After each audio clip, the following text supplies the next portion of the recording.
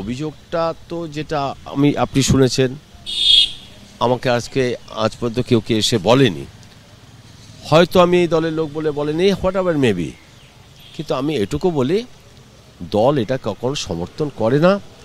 যে যেটা করছে তার নিজের শক্তিতেই করছে, দলের কোনো শক্তি নেই, দলের কোনো শক্তি নেই। আমার উচিত ছিল বলতে, শিক্ষা মানুষ যখন জানে।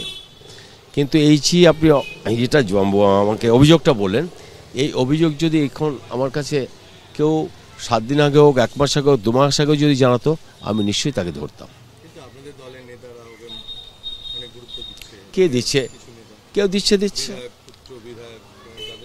যারা দিচ্ছে, কিন্তু আমি কখনো দেইনি। এই বলার অধিকার আছে। সে কীভাবে কথা বলছে, কার ভিত্তিতে কথা বলছে তার ব্যাপার। কিন্তু আপনি আমাকে যেটা দলগতভাবে জানতে চাইলেন, দল এটাকে সমর্থন করে না, আমিও করি না। বেলঘরিয়ায় আক্রান্ত প্রতিবাদী গ্রেফতার মূল অভিযুক্ত। গ্রেফতার করা হয়েছে মূল অভিযুক্ত রোহিত সিং সহ 3 জনকে। ধৃতদের 1 দিনের জেল হেফাজতের নির্দেশ। প্রকাশ্যে মদ খাওয়ার প্রতিবাদ এবং চাঁদা না দেওয়ায় মারধরের অভিযোগ রয়েছে। আক্রান্ত প্রতিবাদী আদিত্য মহান্তি সাগর দত্ত মেডিকেল কলেজ হাসপাতালে ভর্তি রয়েছেন। সরাসরি আমাদের সঙ্গে রয়েছে আমাদের প্রতিনিধি সমীরণ পাল। সমীরণ, রোহিত সিং সহ 3 জনের বিরুদ্ধে ঠিক কি অভিযোগ আনলো পুলিশ?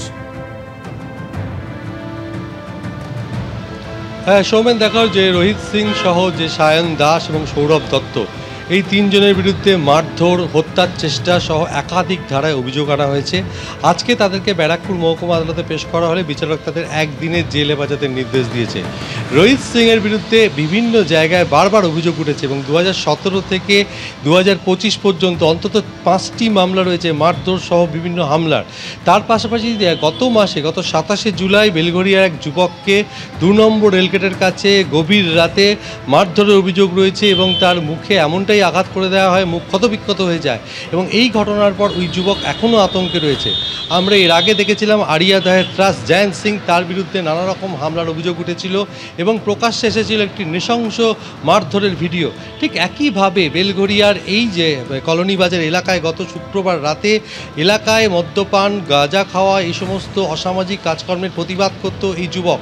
শুধু তাই নয়, পুজোর জন্য মোটা টাকা চাঁদা দেওয়া হয়েছিল, এমনটাই তার বাবা অভিযোগ করেছিলেন এবং সেই অভিযোগে রোহিত সিংয়ের যারা অনুগামী তাদের বিরুদ্ধে মারধরের অভিযোগ ছিল। রাস্তায় ফেলে রড এবং বন্দুকের বাঁট দিয়ে তাকে মারধর হয়, এমনটাই তার পরিবারের তরফ থেকে অভিযোগ দায়ের করা হয়। গতকাল বেলঘরিয়া থানায় অভিযোগ দায়ের করা হয়। অভিযোগের ভিত্তিতে গতকাল রাতে বেলঘরিয়া থেকে রোহিত সিংকে গ্রেপ্তার করে বেলঘরিয়া থানার পুলিশ এবং বসিরহাট পুলিশ জেলার হাসনাবাদের টাকির একটি গেস্ট হাউস থেকে সৌরভ দত্ত এবং সায়ন দাসকে গ্রেপ্তার করা হয়। এবং যেটা জানা যাচ্ছে, এলাকার বাসিন্দাদের বক্তব্য যে 25 নম্বর ওয়ার্ড কামারহাটি পুরসভার, সেখানে বহিরাগত যুবকদের আনাগোনা রাত বাড়লেই, আর এই এলাকায় অসামাজিক কাজকর্ম চলে এবং তার প্রতিবাদ করতে গেছিল ওই যুবক এবং তার কারণেই তাকে বেধড়ক মারধর করা হয়। এখনও ওই যুবক আশঙ্কাজনক অবস্থায় সাগর দত্ত মেডিকেল কলেজ হাসপাতালে ভর্তি আছে। তার মাথায় এবং চোখে গুরুতর আঘাত লেগেছে। আর এই রোহিত সিংয়ের বিরুদ্ধে অভিযোগ যে জায়গায় জায়গায় জুলুমবাজি, মারধর, অর্থাৎ যে দুষ্কৃতী রাজ চালানোর অভিযোগ উঠেছে রোহিত সিংয়ের বিরুদ্ধে। যেমনটা অভিযোগ উঠেছিল জয়ন্ত সিংয়ের বিরুদ্ধে, ঠিক একইভাবে একই পুরসভা এলাকায় সেখানে দেখা যাচ্ছে 25 নম্বর ওয়ার্ড এবং সংলগ্ন এলাকায় রোহিত সিংয়ের বিরুদ্ধে একাধিক এই ধরনের অভিযোগ রয়েছে। সৌমেন, অর্থাৎ এই রোহিত সিং এবং তার দলবলের বিরুদ্ধে এর আগেও একাধিক অভিযোগ সামনে এসেছে। আমরা তো বন্ধ করে চলে গেছি, তারপর হয়তো কিছু হয়েছে। এখানে বাইরের ছেলেরা আড্ডা মারে, এলাকার লোকজনই বলছে আসতে পারে। এবার সবসময় তো আমাদের পক্ষে দেখা সম্ভব হয় না। আমার ভাই থাকে, আমি থাকি, কিন্তু ভাই এখন বেরিয়ে গেছে। এখানে ব্যবসা করেন আপনারা? হ্যাঁ, আমরা ব্যবসা করি, কিন্তু আমাদের বাড়ি তো অন্য জায়গায়। হ্যাঁ, কলোনি বাজার। এখানে কোনো বাইরের ছেলেদের উৎপাত বেশি? না, উৎপাতের ব্যাপার নেই। আসে কেউ হয়তো আসে, বন্ধুদের সঙ্গে আসে, এরকম আর কি।